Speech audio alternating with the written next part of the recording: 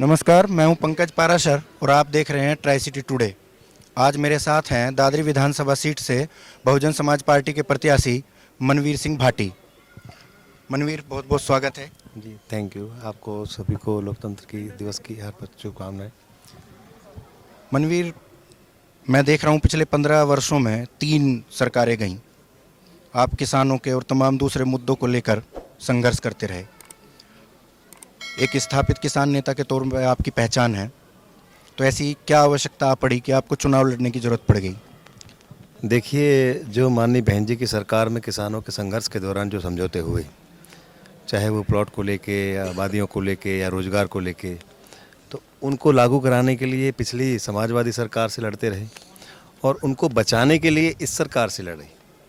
जब इस सरकार में हमने आंदोलन किए तो 21 सितंबर 2021 में हमने ये अधिकारियों से बात उठाई धरने के दौरान। एक तो इन्होंने धरने नहीं होने दिए, धरने देते तो मुकदमे दर्ज करते हैं, अलग अलग तरीके से प्रताड़ना करते हैं, निजी हमले करते हैं। उसके बाद धरने के दौरान जब हमने सवाल उठाया कि हमारे ज़मीन पर लगी फैक्ट्रियों में हमारे स्थानीय हमारे युवाओं को रोज़गार नहीं मिल रहा है, जबकि हमें 50% आरक्षण के हिसाब से हमें रोज़गार मिलना चाहिए। आधे रोज़गार बाहर के लोगों को, आधा हमें चाहिए। तो उसमें उन्होंने ये कह दिया कि ये 3 मार्च 2020 को आपके सभी एमएलए एमपी और मुख्यमंत्री की अध्यक्षता में सारे प्राधिकरण के सीईओ के बीच एक समझौता हो गया कि 2024 के बाद जो ये मास्टर प्लान आएगा, उस मास्टर प्लान में ये चीज़ें आ सकती हैं, उससे पहले नहीं आ सकती हैं। तो अब जब आपके एमएलए एमपी सहमति दे दी तो फिर इसको बदलवाने आप कौन होते हो? Who are you? हम लोगों ने जब 10% की बात रखी कि यहाँ किसानों की जो समझौते माननीय बहन जी की सरकार में 64 सबको मिल गया, 10% नहीं मिला है। तो बोले जब आपके एमएलए एमपी सहमति दे गए, जो कोर्ट गए हैं उन्हीं को मिलेगा, जो कोर्ट नहीं गए उनको नहीं मिलेगा, तो उसको बदलवाने हु आर यू? घर खरीदारों की आवाज़ उठाई तो अब वो घर खरीदारों के लिए कहते हैं कि उनकी आवाज़ उठाने वाले तुम कौन होते हो? हमने कहा कि ये घर खरीदार 65,000 घर खरीदार ऐसे हैं जिन्होंने अपनी जीवन भर की गाड़ी कमाई बिल्डर के यहाँ जमा कर दी और प्राधिकरण ने स्टाम्प ले लिया उनसे, और प्राधिकरण ने बिल्डर से 20 से 30% पैसा लेके उनको तो सारी की सारी रजिस्ट्री कर दी, और घर खरीदार से सारा का सारा पैसा लेके अब वो एक तरफ तो किस्त दे रहा है, दूसरी तरफ किराए पे रह रहा है। उनकी रजिस्ट्री करने की बात कहते हैं तो बोलते हैं कि आप कौन होते हैं उनकी सवाल उठाने वाले? Who are you? आप घर खरीदारों की आवाज़ कैसे उठा सकते हो? हम क्यों नहीं उठा सकते हैं? अरे हमारे पड़ोसी हैं, हमारे परिवार हैं। तो जब उन्होंने हमसे बार बार, चाहे घर खरीदार की बात हो या नौजवानों के रोज़गार की बात हो या किसानों के समझौते के अधिकार की बात हो, तो उन्होंने हमसे कहा कि हु आर यू? तुम कौन होते हो? तब हमने ये फैसला लिया कि अगर राजनीति में और विधानसभा में जाने से ही हमारे बेरोजगार युवाओं को रोज़गार मिलना है, अगर राजनीति में विधानसभा में जाने से ही हमारे घर खरीदारों की रजिस्ट्री उनके नाम पर और उनको बिल्डर से निजात मिलना है, और हमारे जो समझौते हुए किसानों के उनको राजनीति विधानसभा में जाने से मिलना है, तो हम सड़क के साथ साथ अब विधानसभा की लड़ाई लड़ेंगे। और उसमें सबसे बेहतर, क्योंकि जो पेड़ लगाता है वही उसकी रक्षा भी करता है, और ये इस ज़िले को बनाने वाली माननीय बहन जी है, इस ज़िले का जन्म देने वाली बहन जी है। जो ये विकास हुआ है, जो आज ये नोएडा, सचिन तेंदुलकर 2011 में अखबार में एक लेख छपा था, आप लोगों ने ही लिखा था, जब हम लोग धरना दे रहे थे तो हमने वापस लिया था कि थैंक्स बहन जी, आपने इतने कम समय में इतना सुंदर शहर बनाया और बसा भी दिया, इतना अच्छा स्टेडियम बनाया और चला भी दिया, इसके लिए थैंक्स। आज जाके देखिए उस स्टेडियम को, जहाँ पे पूरी दुनिया के प्रतिष्ठित लोग आते थे, आज वहाँ जंगल खड़ा है। आज देखिए जाके माननीय बहन जी ने गरीबों के लिए यूनिवर्सिटी बनाई, आज वहाँ बंद पड़ी है, आराम सरकार आराम करती है, हमारे मुख्यमंत्री आराम करते हैं। कोई नहीं मांगने गया था इन सब चीज़ों को, यूनिवर्सिटी मांगने कोई नहीं गया था, बालक इंटर कॉलेज, बालिका इंटर कोई नहीं मांगने गया था, 22 मंजिला जिला अस्पताल कोई नहीं मांगने गया था, जिम्स अस्पताल कोई मांगने नहीं गया था। लेकिन उन्हें मालूम था कि गरीब के लिए अगर ये चीज़ें नहीं हुई तो अमीर तो पैसे से अपना इलाज करा लेगा, अमीर तो अपने बच्चों को पढ़ा लेगा, लेकिन जो आम लोग हैं वो कैसे पढ़ाएंगे? उनके लिए किया। आज वो सारे के सारे बंद हो गए हैं। जो गरीब के लिए बनाई गई वो ज़्यादातर स्कूल बंद हैं, यूनिवर्सिटी बंद हैं। पूंजीपतियों के स्कूल बहुत ज़्यादा बन गए इन दिनों में, पूंजीपतियाँ एमएलए एमपी के अस्पताल बहुत ज़्यादा बन गए हैं, लेकिन अस्पतालों की हालत ख़राब है। तो ये इसलिए आना पड़ा। मतलब ये है कि हु आर यू का जवाब जनता से लेना आप आए हो? हाँ, हम इसीलिए जो हमसे बार बार ये पूछा गया तो हमने माननीय बहन जी की पार्टी से और उनके पास जाके हमने यही बात कही कि हमसे ये पूछा गया कि हु आर यू, तो हमें इस मैदान में बता दीजिए ताकि हम जनता से और इस सरकार से जवाब दे सकें। तो क्या लगता है जनता और आप जवाब दे पाएंगे? हु आर यू का मतलब समझा पाएंगे सिस्टम को? बिल्कुल बिल्कुल। और ये देखिए, नौजवान चुनाव लड़ रहा है, यहाँ का किसान चुनाव लड़ रहा है, यहाँ का जो मजदूर है वो चुनाव लड़ रहा है, यहाँ का घर खरीदार चुनाव लड़ रहा है। सरकार बनाम जनता का चुनाव हो गया है, क्योंकि सरकार ने कोई एक काम ऐसा नहीं किया यहाँ जिसको ये बता सके कि हमने जनता के लिए ये काम किया है। एक भी नहीं। अपना तो वो एक काम नहीं गिनवा सकते, ना ये सरकार गिना सकती है, ना वो सरकार गिना, पिछली समाजवादी की सरकार गिना सकती है। इनके काम गिनाए जाते हैं तो ये गिनाए जाते हैं, आदरणीय मुलायम सिंह नेताजी ने जिला ख़त्म करके हमारे क्षेत्र का अपमान किया था। उनके आदरणीय बेटा जी ने हमारे यहाँ 10% के प्लॉट और क्षेत्र पंचायत चुनाव ख़त्म करके हमारे क्षेत्र का अपमान किया था। और 22 सितंबर का दिन जो काला दिन माना जाता है हमारे समाज के लिए, गुर्जर समाज के लिए, हमारी ज़मीन पर, हमारे पूर्वजों की दी हुई ज़मीन पर और हमारे पूर्वज की बनाई हुई वीर गुर्जर सम्राट मीर भोज पे गुजर नाम हटा के उस पर कालिक पोत के हमारे समाज का अपमान किया। तो ये लोग देख रहे हैं कि एक तरफ तो जिला ख़त्म करने वाले लोग, किसानों का अधिकार ख़त्म करने वाले लोग, हमारे यहाँ के चुनाव ख़त्म करने वाले लोग, हमारे पूर्वज का, हमारे वीर गुर्जर सम्राट, वो केवल समाज के ही नहीं थे, वो राष्ट्रभक्त सम्राट थे, तो उन्होंने राष्ट्र का भी अपमान किया है। हमारे समाज का अपमान करने वाले लोग खड़े हैं। और एक तरफ इस देश की, क्षेत्र की बेटी और देश की नेता जिन्होंने हमें देश ही नहीं दुनिया में पहचान दी है, एक तरफ वो खड़ी है। तो जनता सीधा सीधा मन बना चुकी है कि हम अपनी बेटी, अब इस देश के, अपने क्षेत्र की नेता का साथ देंगे। और यहाँ के लोग, दादरी में जो चुनाव होता है विधायक का चुनाव नहीं होता है, हमारे ज़िले का चुनाव विधायक का चुनाव नहीं होता है। आप जाइए सैफई, वहाँ के लोग जो वोट करते हैं वो मुख्यमंत्री के नाम से करते हैं कि मुख्यमंत्री हमारा बनेगा। गोरखपुर चले जाइए तो जो वोट करते हैं तो वो कहते हैं कि हम विधायक के लिए वोट ना ही दे रहे हैं, हम मुख्यमंत्री बनाएं। तो हमारे यहाँ के लोग यही मान रहे हैं कि हम विधायक थोड़ी बना रहे हैं, हम तो मुख्यमंत्री बना रहे हैं।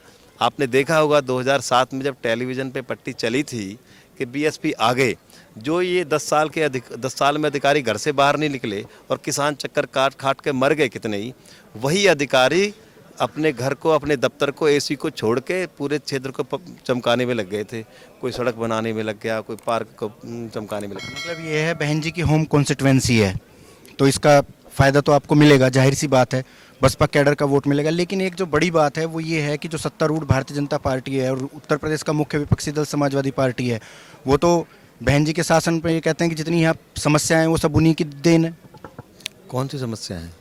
अरे उन्होंने एक बात बताइए, 22 मंजिला अस्पताल बनाया, उसको बना के उन्होंने चलाया भी, लेकिन करप्शन हुआ, भ्रष्टाचार हुआ। अब तो सीएजी ने भी उस पर अपनी रिपोर्ट दे दी, ठप्पा लगा दिया कि हाँ वास्तव में करप्शन और भ्रष्टाचार हुआ था। एक करप्शन अब जाके देखिए, पहले करप्शन नहीं था। करप्शन आप कैसे मानते हैं? आप देखिए, अगर गरीब के लिए अस्पताल बनाया जा रहा है तो वो करप्शन ख़त्म हो रहा है।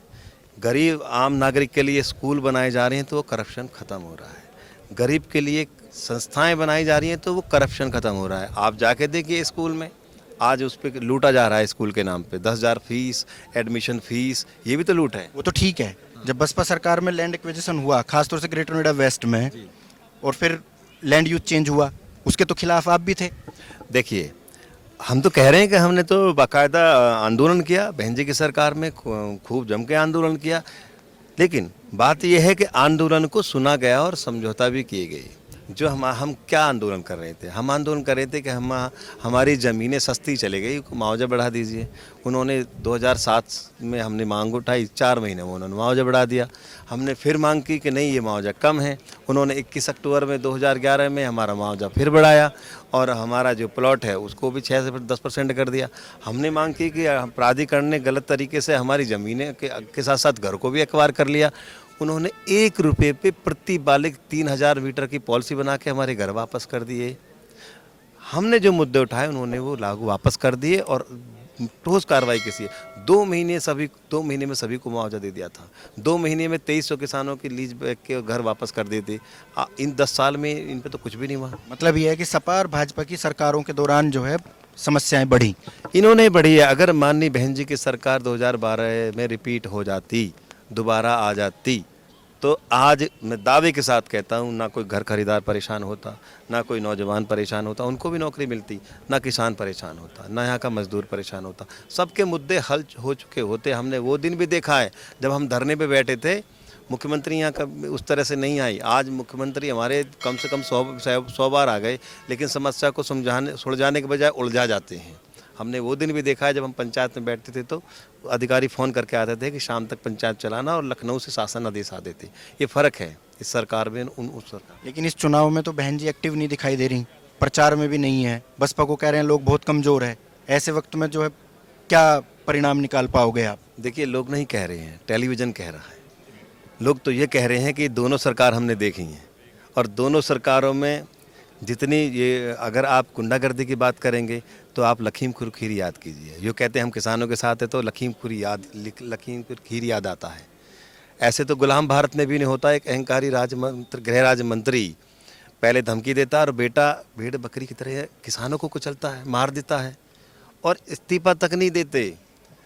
और जब ये बात करते हैं महिलाओं की, तो महिलाओं की जब बात करती है हमारी भारतीय जनता पार्टी, तो तुरंत याद आता है हमारा वो वहाँ का जो ये हमारी दलित बेटी का हत्या होके उन्नाव है, और हमारा ये जहाँ पे वो उनके माता पिता एक दलित बेटे की बलात्कार करके हत्या कर दी, और उनके माँ और बाप चिल्लाते रहे कि हमें उनका चेहरा दिखा दीजिए।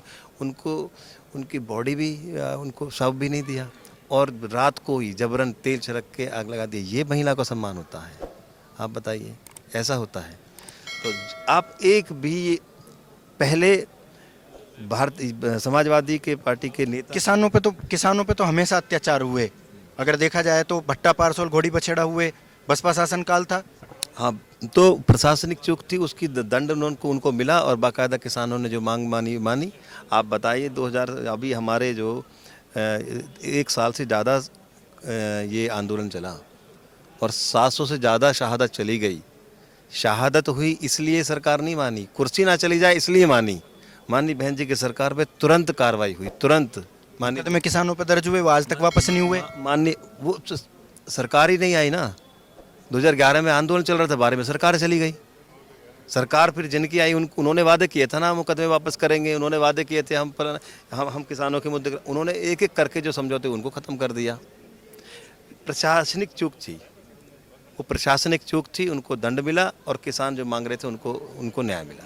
बहन जी ने तो कभी नहीं माना कि प्रशासनिक चूक थी। अपनी सरकार में उन्होंने आज तक माफ़ी नहीं मांगी जो उनके भट्टा पारसोल और घोड़ी बछोड़ा आंदोलन में किसान मरे थे उस पर। नहीं, अधिक उस वक्त आप याद करिए, उस टाइम पे हमारे जो आज भाजपा में चले गए जयवीर सिंह ठाकुर, उनको अधिकृत किया था, उन्होंने बाकायदा आके माफ़ी मांगी थी, प्रेस कॉन्फ्रेंस करके माफ़ी मांगी थी, प्रेस कॉन्फ्रेंस करके माफ़ी मांगी। और जो वो हमारे घोड़ी बछेड़ा के यहाँ के किसान मांग रहे थे, उनका बाकायदा 2005 का अधिग्रहण के बाद भी उनका मुआवजा बढ़ाया था जो मांग रहे थे। लौट के फिर मैं सीट पे ही आता हूँ। वैसे तो मुद्दे बहुत हैं, लेकिन आपके 3 स्पेसिफिक मुद्दे, केवल 3, जो जिनको लेकर आप चुनाव लड़ रहे हैं, पब्लिक में जा रहे हैं। देखिए, पहला मुद्दा है हमारे जो ज़मीन जाने से हमारा यहाँ का नौजवान, वो पढ़ तो लिया, उसके पास डिग्री तो है, पर नौकरी नहीं है। फैक्ट्री चलती तो दिखती है, लगी तो दिखती है, लेकिन उसमें नौकरी नहीं है। हमारा सबसे पहले ये एजेंडा होगा कि हमारी ज़मीनों पर लगी फैक्ट्री में 50% आरक्षण के हिसाब से, अगर किसी फैक्ट्री में 10,000 वर्कर हैं तो 5,000 वर्कर उनको लेने ही लेने होंगे। जो उद्योगपति कहते हैं कि यहाँ के लोकल लोगों को लेंगे तो फैक्ट्री नहीं चलेंगे, हम आपके चैनल के माध्यम से कहते हैं, अगर हमारे ओरिजिनल हैं, इन ओरिजिनल लोगों को, हमारे नौजवानों को नहीं लिया तो आपकी फैक्ट्री नहीं चलेगी। दूसरा, हमारे घर खरीदार हैं। घर खरीदार इतने परेशान हैं, वो बेचारा यहाँ एक खुशहाल ज़िंदगी जीने का सपना लेकर आए थे, जो माननीय बहन जी ने एक 20,000 तनख्वाह प्राप्त को भी एक सोसाइटी में रहने का सपना दिखाया था, उनको पूरा भी किया था। आज वो परेशान है। पिछले 5 साल से हर रविवार को वो किसी न किसी चौराहे पे इस बात के लिए बैठे रहते हैं कि हमारी रजिस्ट्री क्यों नहीं हो रही है। अरे, बिल्डर की लूट की सज़ा घर खरीदार को मिल रही है। वो हर रविवार को अपने परिवार के साथ छुट्टी बिताने के बजाय गोल चक्कर पे परिवार और मित्रों को लेकर इस बात को लेकर बैठे रहते हैं कि बिल्डर उनको तंग कर रहा है, बिल्डर ने बिजली पर और मेंटेनेंस पे गुंडागर्दी चल रही है। ये इनके साथ एक तरह से कैदी जैसा व्यवहार है। ये अपने पैसे से लिफ्ट चलाते हैं, अपने पैसे से अपना गार्ड रखते हैं, अपने पैसे से अपनी सुरक्षा रखते हैं, अपने पैसे से रख रखाव रखते हैं, और जिसको पैसा देते हैं वही उनको धमकाता भी है। इनको कैदी बना दिया है। इनके घर इनके नाम पे वापस होंगे। ये मालिक थे, मालिक हैं, मालिक रहेंगे। दूसरा हमारा ये है कि अगर घर खरीदारों की ताकत घर खरीदारों पे लगेगी, उनकी रजिस्ट्री होगी और बिल्डर से उनको छुटकारा मिलेगा और वो मालिक की तरह जिएंगे। तीसरा, शिक्षा चिकित्सा पे जो ये व्यापार चल रहा है, हमारी ज़मीनें फ्री में बांट दी 2700 रुपये मीटर में, इसलिए दी सस्ती ज़मीनें ताकि शिक्षा के लिए चल रही है, लेकिन दुकान चलाने के लिए दे दी, शिक्षा के लिए नहीं। चिकित्सा के लिए इसलिए सस्ती बांटती क्योंकि चिकित्सा के लिए जा रही, लेकिन वो दुकान चला रही। उनकी दुकान को बंद होना होगा और उन पे ऑडिट बैठेगी। प्राधिकरण के अंदर एजुकेशन का कोई बजट नहीं है। प्राधिकरण आज केवल और केवल प्रॉपर्टी डीलिंग का दफ्तर बन गया है। आप चले जाइए अपनी शिक्षा की दुकान चलाने के लिए प्लॉट काट देंगे, आप चले जाइए अस्पताल की दुकान चलाने के लिए प्लॉट काट देंगे, लेकिन उनका शिक्षा चिकित्सा का जब बजट हमारा है प्राधिकरण के अंदर, नो लॉस नो प्रॉफिट पे है, तो हमारा बजट हमारे हिसाब से होना चाहिए ना, पूंजीपतियों के हिसाब से थोड़े ही। तो शिक्षा का और चिकित्सा का बजट होगा जो आज तक नहीं हुआ है। ऐतिहासिक हम ये काम करने जा रहे हैं और ये करना होगा। प्राधिकरण अगर चलेगी तो बगैर शिक्षा चिकित्सा के बजट के नहीं चलेगी। हम इन पे ऑडिट बैठाएंगे और आधी फीस कराने के बाद हर सोसाइटी और हर गांव में स्कूल और अस्पताल की जो शाखाएं हैं वो सरकारी वैसी खुलवाएंगे जैसी प्राइवेट है। ये हमारा एजेंडा होगा। सिस्टम को आपने बहुत अच्छे से देखा है और अब आप सिस्टम का पार्ट बनने का प्रयास कर रहे हैं। अगर जीतते हैं तो क्या सिस्टम को बदल पाएंगे, है भरोसा? देखिए, सिस्टम का बनने का कोशिश नहीं कर रहे हैं, सिस्टम को बदलने की कोशिश कर रहे हैं। बन तो रहा ही है। हम तो आंदोलन के आदमी हैं साहब। हम जैसे आदमी को तो बहुत छोटा इंसान, बहुत छोटा आदमी हूँ। ये जो परेशानी हुई है, ये पीड़ित हैं, तो पीड़ित तो बदलने के लिए लड़ा है। हम इसको बदलेंगे और मैं ये आज लोकतंत्र के दिवस पर ये आपको वचन देके कह सकता हूँ कि जो आपसे ये हमारे घर खरीदारों की दी हुई ताकत घर खरीदारों पे लगेगी, उनके अधिकारों के लिए लगेगी, उनके रजिस्ट्री के लिए लगेगी। जो हमारे नौजवानों की दी हुई ताकत उनके रोजगार के लिए लगेगी। किसानों के द्वारा दी गई ताकत किसानों के लिए लगेगी। जनता की ताकत केवल जनता पे लगेगी, 1 भी % खुद पे नहीं लगेगी। ये मैं आपको वचन देता हूँ आज के दिन। आप मनवीर सिंह भाटी, बहुजन समाज पार्टी के दादरी विधानसभा सीट से प्रत्याशी, एक सफल छात्र नेता, स्थापित किसान नेता, अब दौड़ में शामिल हैं विधानसभा पहुंचने के लिए। पहुंचेंगे या नहीं पहुंचेंगे, इस सवाल का जवाब आने वाली 10 फरवरी को होने वाला मतदान उसका परिणाम बताएगा। तब तक के लिए धन्यवाद मनवीर भाई, बहुत बहुत धन्यवाद। जी, बहुत बहुत धन्यवाद आपका। आपने एक मुद्दों के लिए सुना, वरना तो मुद्दों की बात सुनता ही कोई नहीं है। इस बात के लिए हम आपको बहुत बहुत धन्यवाद और सभी को इस आज लोकतंत्र दिवस पर बहुत बहुत शुभकामनाएं। धन्यवाद भाई। जरूरी खबरों से अपडेट रहने के लिए हमारा YouTube चैनल जरूर सब्सक्राइब करें।